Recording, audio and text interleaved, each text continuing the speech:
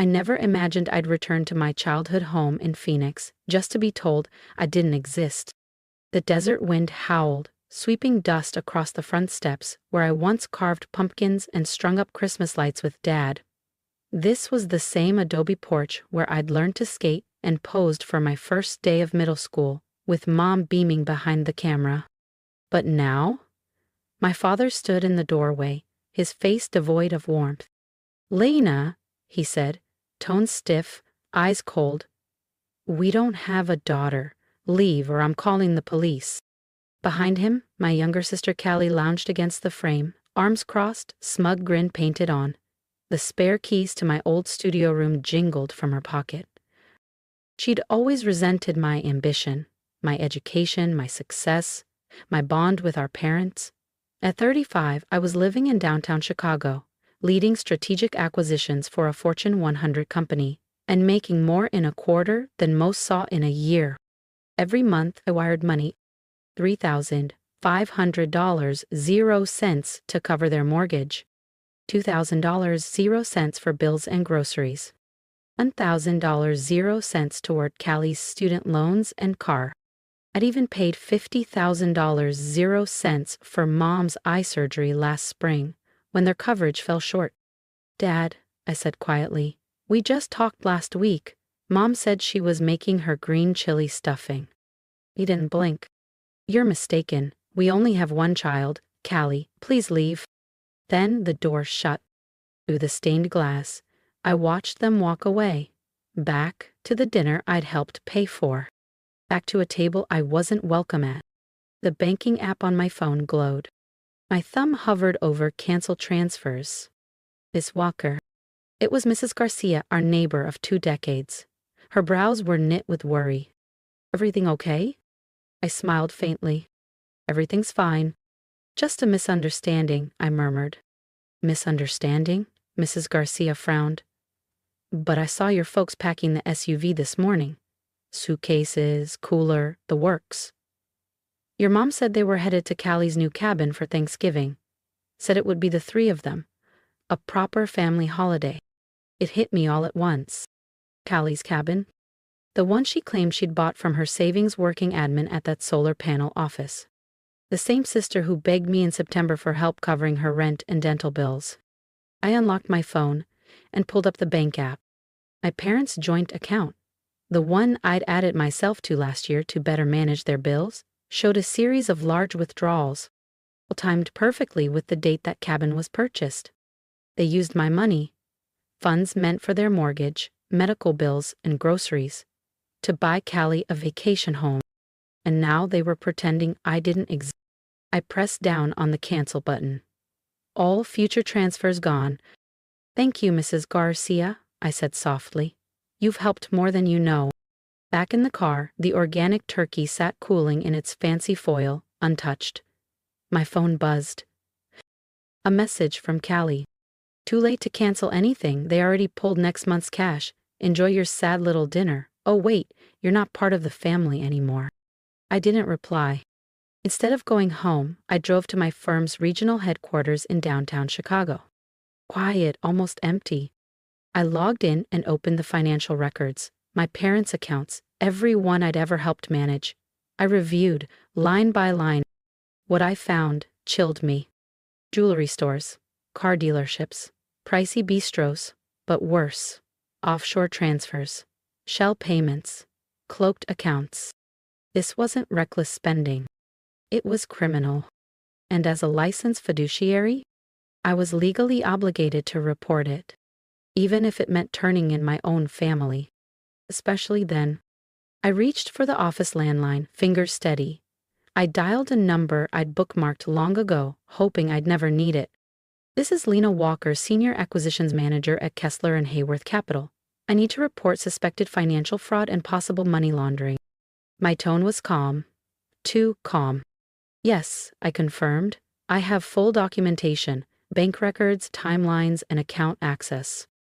The agent on the other end responded with clipped professionalism, walking me through the process.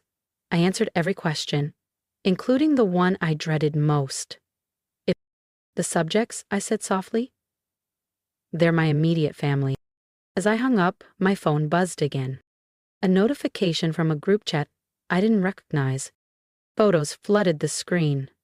Callie holding a glass of wine. My parents smiling at the head of the table. The same table I wasn't welcome at. In the background, Mom's green chili stuffing. My recipe. Caption: perfect family dinner, just us, no leeches allowed. I leaned back, gazing over Chicago's skyline as the city lit up below. They thought I'd stay silent, that I'd stay broken. They were wrong. Opened my laptop and sent 3 emails. One to my attorney, one to a forensic analyst, and one to a real estate agent. I was selling the penthouse. I didn't need luxury anymore, not when there was no one left to support but myself. Then another text came in, from an unknown number. Lena, this is Mrs. Garcia. My porch cam caught your parents and Callie after you left. They were laughing, bragging. I recorded everything. My lips curved into a smile for the first time that day. Thank you, Mrs. Garcia, I typed back. I'm going to need it all. Tomorrow, I'd begin reminding them who I was. Their daughter, their sister. And soon, their reckoning. If you've been holding your breath with me this far, you'll want to see what happens next. Because tomorrow, I don't just fight back. I change everything. Subscribe to the channel so you don't miss how I turned their betrayal into a reckoning they never saw coming. Did you see her face? Callie had laughed, twirling the keys to my old studio room like a trophy. Little Miss Finance finally got knocked down. She'll be crawling back. She always does, Mom chimed in, voice sharp. Throwing money at us like that makes her feel important. But we got what we wanted. The cabin's ours now, Dad added, his tone smug. And thanks to my son's brilliant offshore idea, she'll never trace where the rest of it went. I paused the recording and looked at James Morrison, my forensic accountant, across his desk in the loop. His face was grim. They gave us everything, he said. Intent, offshore accounts, coordinated fraud. This isn't just betrayal anymore, Lena. This is criminal. I slid over a binder. Here's everything I've compiled: withdrawals, transfers, real estate records. I need to know how far this goes. He spent the afternoon reviewing, his frown deepening with every flagged transaction. Finally, he set the papers down. Your sister isn't just blowing your money. These patterns suggest she's funneling funds through the solar company, laundering, and your parents' accounts are the wash. Your deposits? They're being used to legitimize illegal inflows. My stomach clenched. How much are we talking? He circled several totals in red ink. North of $2,500,000 0 cents just this year. The cabin was a decoy? Every guilt trip, Callie's fake tears, Mom's medical sob stories, was bait. What do we do next? I asked. The feds are looped in, James said. But if you want airtight evidence, we move now. Before they wipe it all. I showed him Marcus's latest text. Thanks for cutting us off. Mom's crying about her meds. Hope you're happy being cold-blooded. They still think I'm in the dark, I muttered. That's your edge, James said quietly. But Lena, get ready. When this blows up, it's going to get ugly. Family fraud cases usually do, James muttered. I thought of my father's flat denial, my mother's calculated cruelty, and Callie's gloating smirk like she'd finally won some lifelong competition. It's already ugly, I replied quietly. Let's just make it honest. The next morning, I met with my attorney, Sarah Chenma, in her high-rise office off Michigan Avenue. Her reputation for dismantling complex white-collar crime cases preceded her, and she didn't disappoint. The good news, she said, flipping through the documents, is that you've documented everything. Clean, time-stamped, undeniable. She paused. The challenge, your name's on a few of these joint accounts. We'll need to draw a very clear line. I pulled up my archived emails and texts. Every time they asked for money, they gave me specific stories. Bills, medical expenses, insurance gaps. I can prove they lied about the purpose of every transfer. She nodded. That helps. We'll also need character witnesses, people who can attest to your ethics. Mrs. Garcia already agreed to testify about Thanksgiving, I said. and my colleagues at Kessler and Hayworth will confirm my role and professional conduct. Sarah made a note. Now, about Callie's business partner. Our audit suggests the solar company is a shell. I paused. There's a name I heard often, Vincent Rossi. Callie called him a silent investor. Sarah's eyes narrowed. Vincent Rossi, her voice dropped. Lena, that's organized crime. If your family's working with him, this is bigger than fraud. The room felt colder. What do we do? I asked. We take this to the FBI. Today. By evening, I was in a federal office building sitting across from two agents. We went through everything. Recordings, transfers, property records. This is bigger than you think, Agent Torres said. But you did the right thing. Now, don't contact your family. No calls, no responses. Let us take it from here.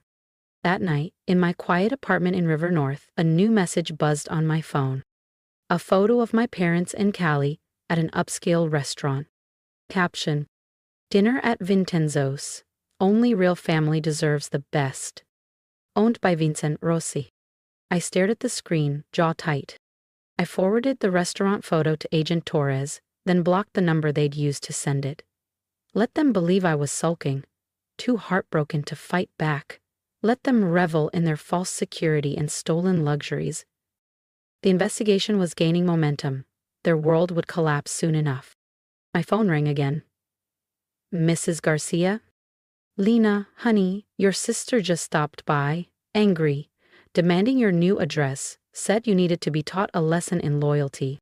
I thanked her and immediately called Agent Torres. Within the hour, I had federal protection. We've seen this before, he told me. When fraudsters sense the end, they lash out at the ones exposing them. That night, lying in bed, I opened my photo gallery.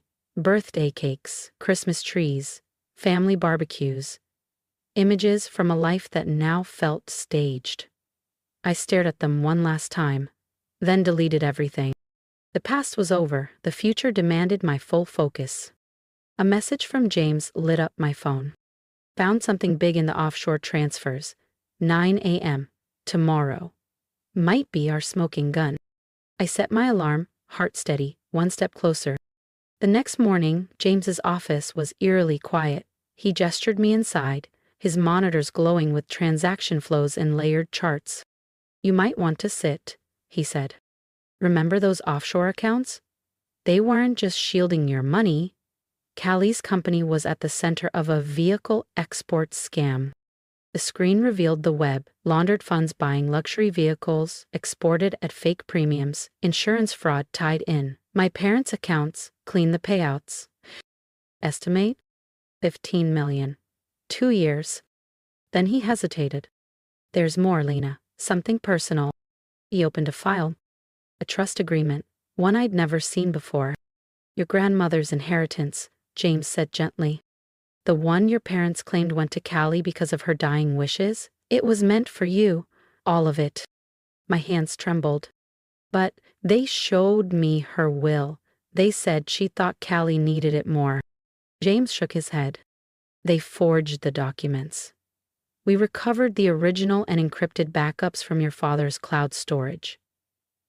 Lena. She named you as sole heir. There's even a letter she wrote explaining why. My chest tightened. Grandma Helen had passed 3 years ago. I'd trusted my parents. Then my phone buzzed. It was Agent Torres. Mrs. Walker, we're moving in today. The evidence is overwhelming. We believe your family's preparing to flee the country. Stay clear of all connected locations. As if on cue, a message flashed on my work phone. Security desk. Mrs. Walker, your sister Callie is in the lobby. She's demanding to see you. Absolutely not, I said. If she returns, contact this number immediately. I forwarded Agent Torres' line.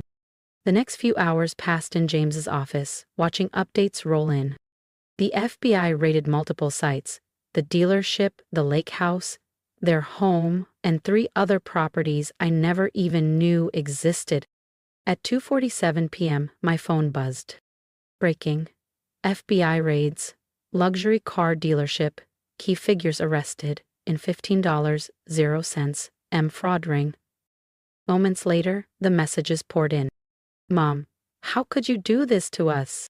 Dad, you've betrayed your blood. Callie, you'll regret this, Lena. Watch your back.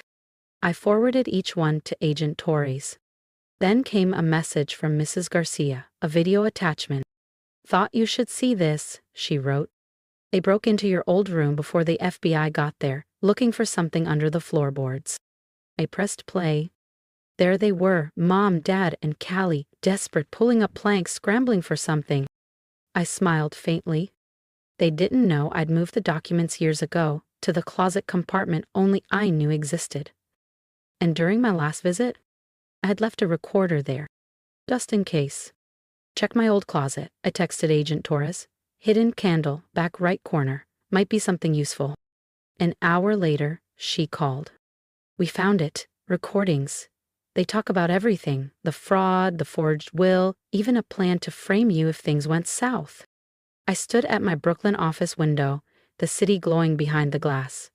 In the reflection, I didn't see the woman who used to send monthly support without question. That version of me no longer existed. The front desk called. Miss Walker, a Mrs. Patricia Walker is here. She's in tears asking to see her daughter. I didn't hesitate. Tell her I don't have a mother and please show her out. That night, Sarah called. The FBI froze everything. The lake house and other properties are seized. Marcus is facing serious charges and your parents could be indicted too. They're offering to flip on Vincent Rossi for leniency. I laughed bitterly. Let me guess. They think I'll defend them. Funny thing, Sarah replied. Having no daughter doesn't help their case now. Alone in my apartment, I opened Grandma Helen's hidden letter. I chose you, Lena, because you have what your brother never will. Integrity. My phone buzzed again. Agent Torres. Rossi, turn on your brother. It's over. I smiled. No, it's just beginning. And this time, I was the one writing the story. 6 months after that Thanksgiving, I sat in a federal courthouse in Manhattan, watching my family enter their guilty pleas. Marcus, shackled and in an orange jumpsuit, refused to look at me. Mom clutched a tissue, still acting the role of the broken-hearted mother. Dad stared ahead, emotionless. The list of charges: money laundering, insurance fraud, forgery, conspiracy. The judge's voice echoed. Given the scale of fraud and their lack of remorse, I'm imposing the maximum sentences permitted. Marcus Walker, 15 years. Robert and Patricia Walker, 8 years each. No tears, no joy, just closure. Outside, reporters swarmed. Ms. Walker, how does it feel to send your family to prison? I met the cameras without flinching. They made that choice when they said I wasn't their daughter. I only made it official. That night, Mrs. Garcia and I shared a quiet dinner in my Brooklyn apartment. The house sold, she said. Nice family. They're turning your old room into a nursery. I smiled. The house needs honest memories now. Earlier that day, I'd received my promotion. Executive Director, London office. Later, I left white roses at Grandma Helen's grave. You were right, I whispered. They never saw me coming. They resented me for becoming exactly what they raised me to be: strong, successful, independent. Their perfect plan had backfired. The morning I packed for London, a final letter came. My mother's handwriting. Lena, we're sorry. We know it's too late. Love, Mom. I shredded it, unread. Some bridges should stay burnt. From my new flat overlooking the Thames, I watched the sun rise. James called. Your inheritance is restored, with interest. Also, Marcus planned to frame you, using your credentials.